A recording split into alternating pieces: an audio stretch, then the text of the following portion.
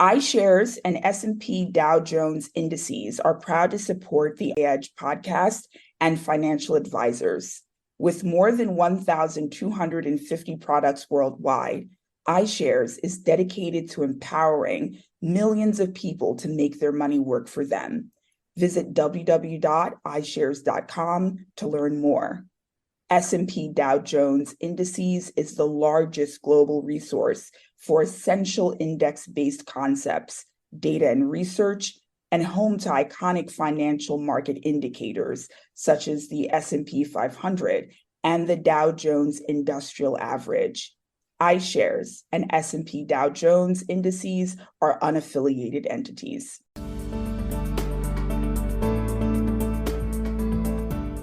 Hello, and thank you again for joining the Wealth Management EDGE Visionaries podcast.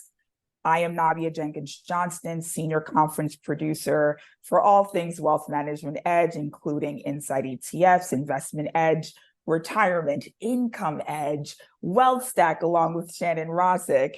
And I am very excited to welcome Dana Wilson, also known as Dana Disrupts, to the podcast today. Dana, thank you so much for joining us. No, of course. Thank you for having me. Jack of all trades over there.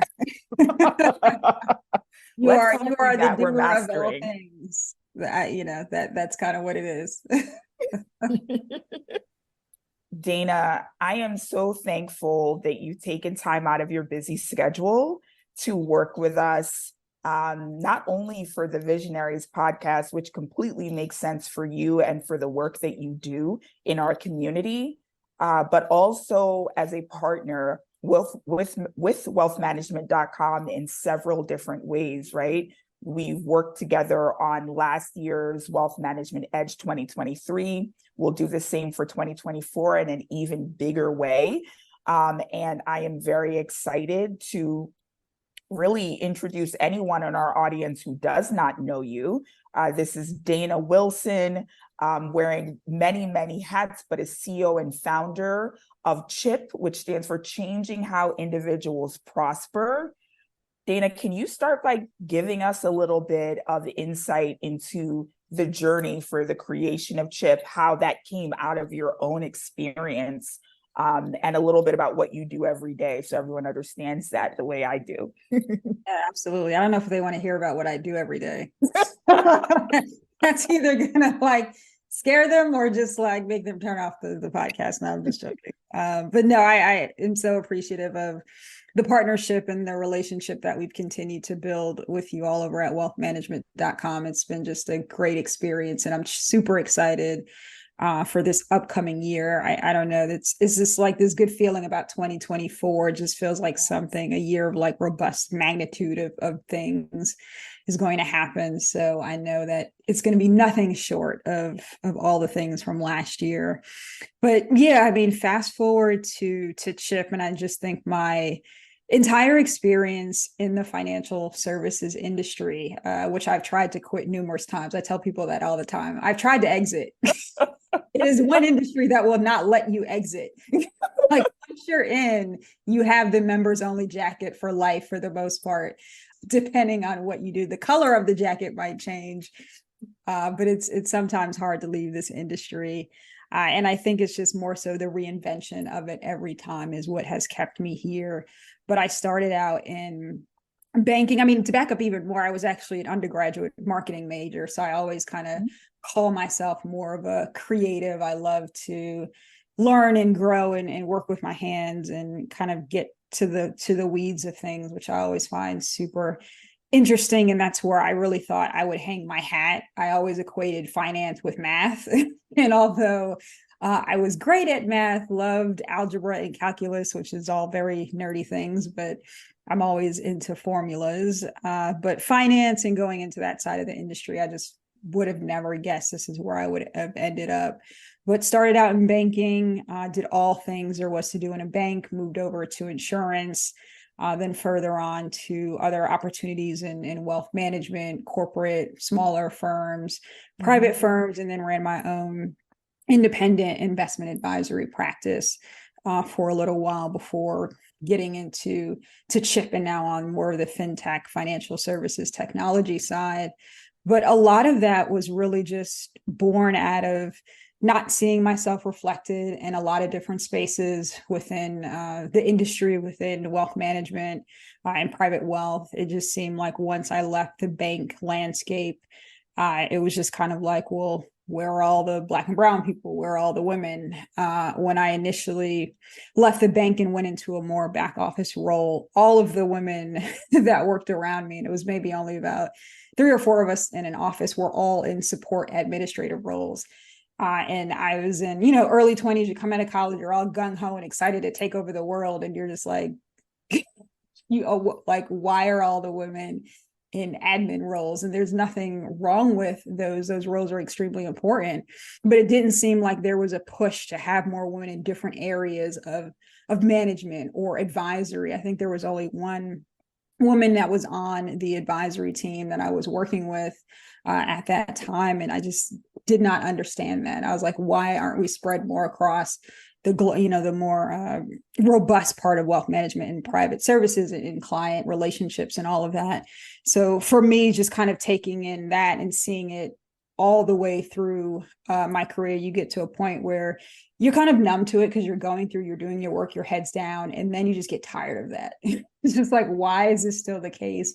Why am I going to conferences and more so being mistaken for working at the conference place versus actually possibly being part of the conference? I mean, that was something that happened often to me as a Black person in the space, as a Black woman.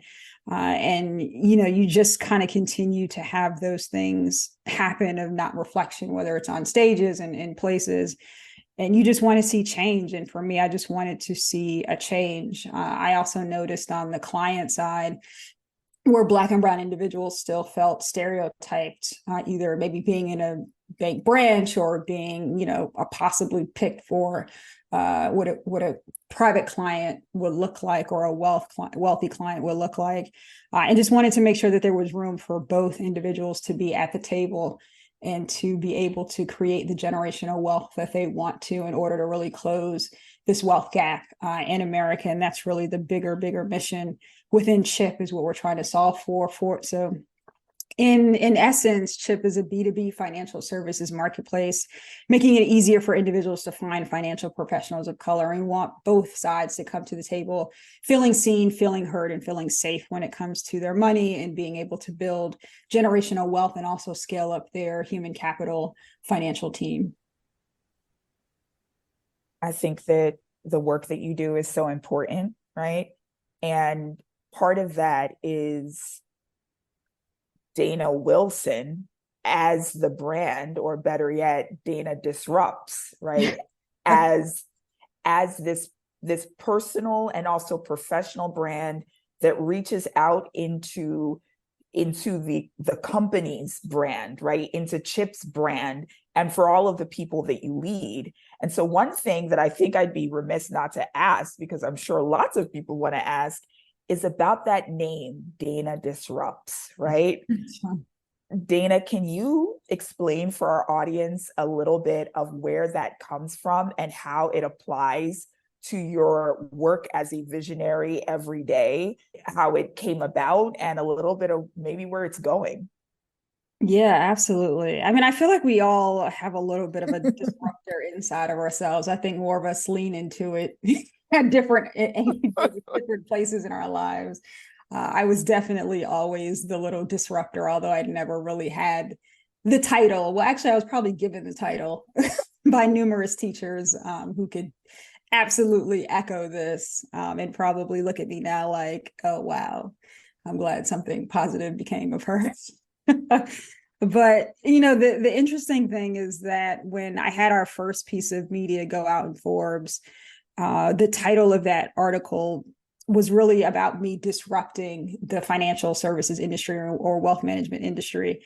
And when I read the title of it, because I didn't know the title before the article was going out, I just looked at it and I was like, wow, is that really what I'm doing? Am I disrupting something? And I think it just kind of sat with me for a little bit, because I think we equate different words to mean different things, right? I've been in this space this past like maybe 2 years or so where I've really taken time to just kind of redefine what certain words meant to me, and even things that might have or previously had maybe a negative connotation, turn that into something that is redefining in spirit and in vision for myself, and made sense for where I am and where I'm trying to go personally and professionally. And being that disruptor just kind of sat and soaked in all of my being. And then the more I thought about it, the more it made sense. I've always been that person to ask why, not in a challenging way, but just because I always wanted to understand, why did something have to be this particular way or done in this particular format? And I've always been that kid, probably to my mother's annoyance. But, sometimes I think, being able to be that kid and keeping that level of curiosity and perseverance and just the wonder of it all, I think somewhere along the lines when we begin to grow up, the wonder starts to kind of leave, because life and reality sets in all at the same time. And we're trying to juggle what we know about wonder and freedom and thinking in that way versus the reality of sometimes what our day-to-day lives look like or might scale out to. So for me, Dana Disrupts is just the evolution of the person that I've always been, and just leaning into who I am fully. Not apologizing for any part of anything, and really understanding that in order to be a leader, to be someone who can put larger titles on themselves, you have to lean in fully to just be accepting of who you are. And not let other people kind of put those titles on you in their own definition, right? Someone can say disruptor and it mean something totally different to them. But to me, it means someone who can look ahead. And I think that helps me steer the way that we want to continue to ship into the universe, the people that we want to serve, helping them to disrupt their lives in a positive way that creates more generational wealth for themselves and for their families, and ultimately for the world, in a sense. I think that there's no better description or definition of disruptor than what you just sort of gave to our audience. And I'm very happy to hear that. Dana, when I hear you speak about definitions and about disrupting the norm, and also what is presented to us as the norm, right? The spaces that we are given rather than the spaces we'd like to create. I wonder how you're able to get over the challenges, perhaps, that naturally present themselves. That's the sermon. There's a lot of prayer that goes. There's a lot of like back end. They want to know what I do on my day-to-day. I run and I work out, because that is how you channel the things, right? Like, I'm crazy to wake up and go run a marathon next year. But, I I think, the challenges are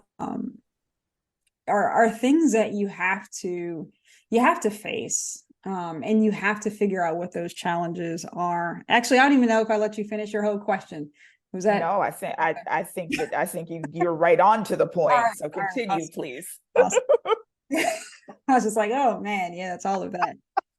But yeah, a lot of it is really just dealing with it. I remember, not that this was like years ago. So when I was living in North Carolina, I now live in the New York metropolitan area, but I was living in North Carolina. I was working for State Farm at the time. And my initial goal at that period was I was leaving State Farm to actually pursue my full-time MBA at that time, which thankfully I just got done. Whew, Lord, whole nother story. Congratulations, Dana. Yeah. Which we'll kind of catch the time frame up with this story.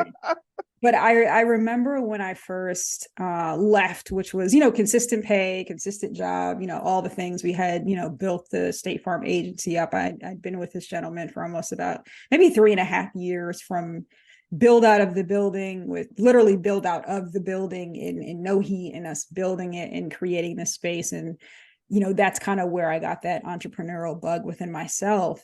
But within that time frame, when I made that decision to leave and go pursue something different, that was the first time where I felt like I really took that leap of faith to kind of bet on myself. And it was scary. I remember I was living with my grandmother at the time, and I, finished my last day. I went home and I was literally laying on the floor staring at the ceiling, and I was like, what did I just do?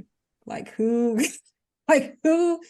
leaves their job, and having all of these thoughts, and having a plan, but not necessarily having it fully baked, but just betting on the fact that I knew that I needed something different. And I think I've always tried to lead into those moments of just recognizing when I was hitting a wall and when my mind, body, and spirit were just not in alignment. And even though, I think you have to have a strategy, you have to have a plan, you have to have some sort of understanding of what you're trying to do, but sometimes you do have to, pick that up and make that move.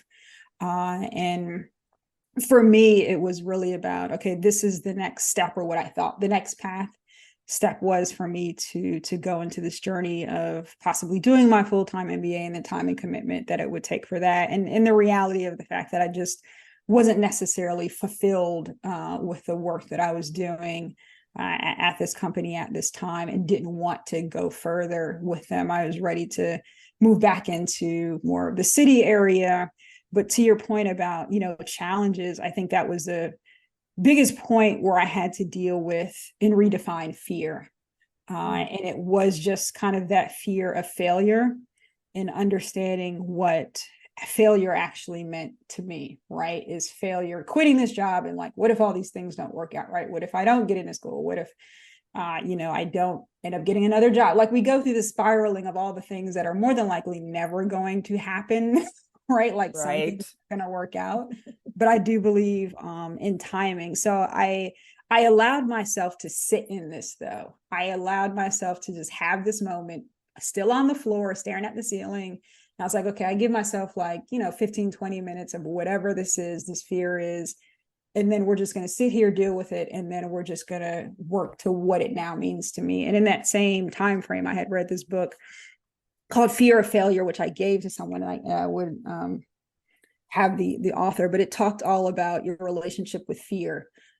So when I started kind of work through that, I think, after that, I started to feel like there was nothing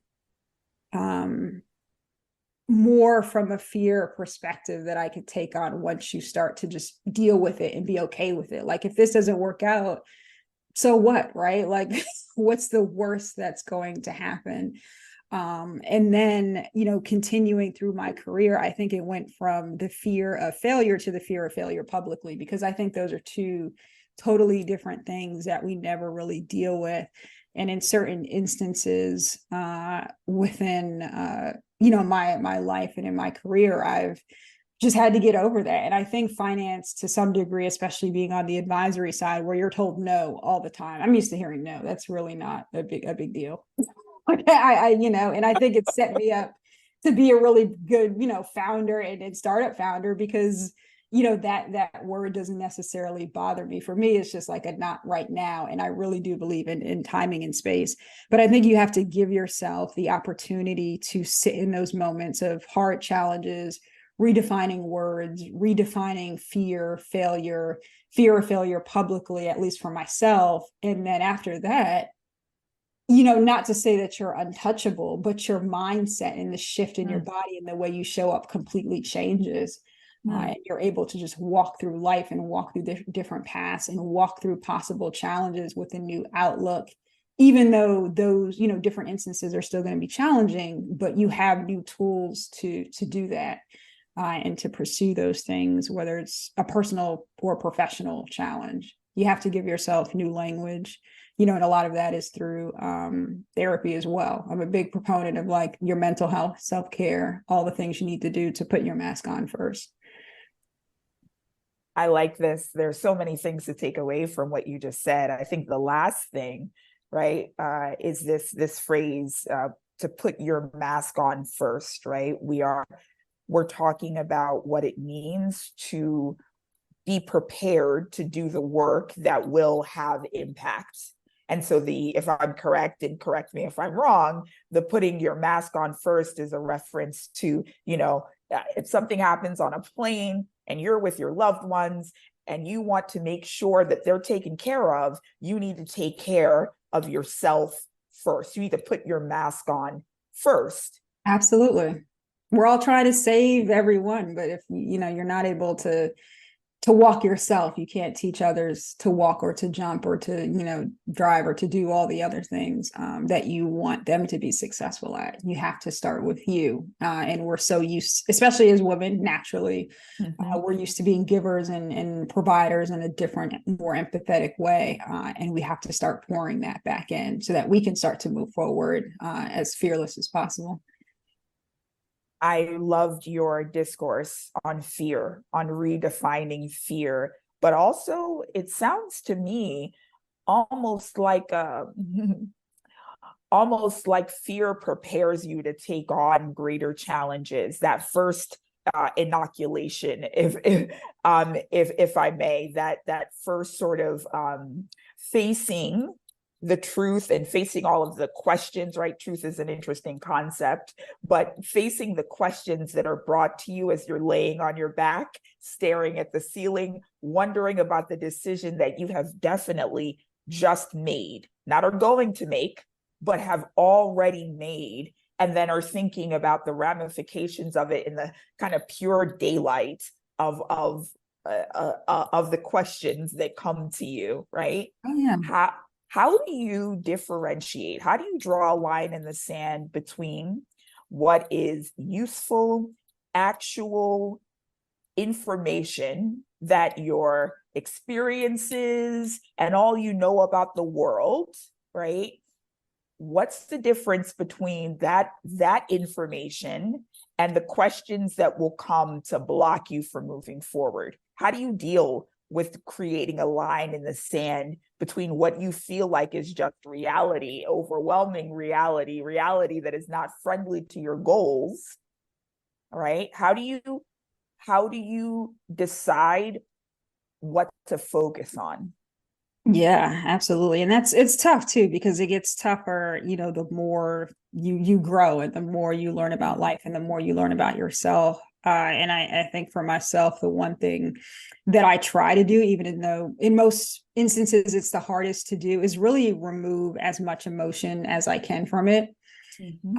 Because a lot of times emotion will take over, and that's kind of where the fear and all of like the crazy thoughts that we have sort of tap in, right? Once we get down that rabbit hole or enter the rabbit hole, everything comes in, right? All of a sudden now you quit your job and now a monsoon is going to come, right? A literal monsoon is going to come and then sweep your car away. We get into all of these like crazy ending scenarios of like this movie, life that's going to happen. But I think for me, it's trying to really separate that emotional side from what is actually in my face and in the reality, in the challenge, in what I can do. I try my hardest not to put too much on myself and on my brain. That is going to really essentially, weigh me down in some way. And I think a lot of it is just being able to pull out the emotional part of it, the part of it that is making it even maybe more scary for you to make that decision. And some of it is just really relying and betting on yourself, because at some point you do have to make a decision and take that leap. And I think a lot of times we've already made those decisions and taken that leap. We just haven't necessarily acted on it. And a lot of it is just telling yourself that, hey, it's going to be okay. It's going to work out. I don't believe anything happens by accident. I do think that when you start to pour into the universe in a particular way and you start moving down the path that you're supposed to be on, everything just starts to make sense. And it happens in a very fast and a very weird way. The minute, and I've taken, I think, several leaps. So, there was one from just State Farm kind of leaving that bigger umbrella of a company to then, starting my own independent practice, which was scary in itself and a leap of like into the unknown of building a business, and now even down the further of the rabbit hole, because this is just what I do, and starting a startup, right? There's literally no floor, there is no roadmap. But what I realized the minute, and with every scenario that I've done that, is that the world shows up. And the world shows up because you finally show up. You can't expect that the world's just going to show up because you do this thing. You also have to show up 1,000% of your full self, and give it everything for the world to match you in that way. So I think sometimes we have this unrealistic approach where we think, okay, if I do this thing and if I just kind of, teeter around with it, something will happen. And it's like, no, you actually have to sometimes put yourself fully into whatever you're trying to pursue, so that the world kind of bends, and all of a sudden the connections are happening, and you're meeting certain people and they're connecting the dots in a very weird way, and you just walk off the train and you end up meeting this random person who can actually get you to that next person that you've been looking for, or something opens up. Like it just starts to happen, and you start to manifest things differently. So for me, I have to sometimes back out and get myself out of the way. And a lot of that comes into, again, the emotion and being able to allow myself to think clearly and think from a focused place, as opposed to start creating stories that have never happened and more than likely will never happen. And it's not an easy thing to do, but you just have to consistently train your mind and your body to react in a much different way.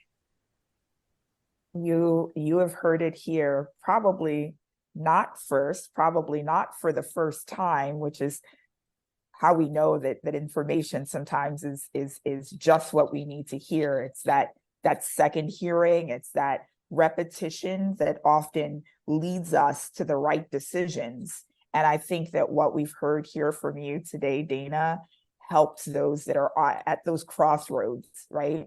About to take the leap, about to move forward.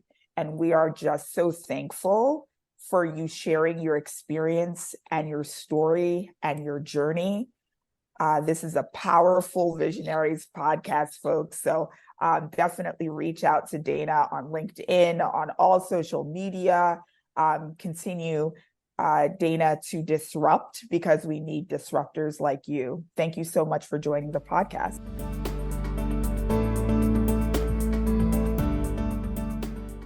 iShares and S&P Dow Jones indices are proud to support the EDGE podcast and financial advisors.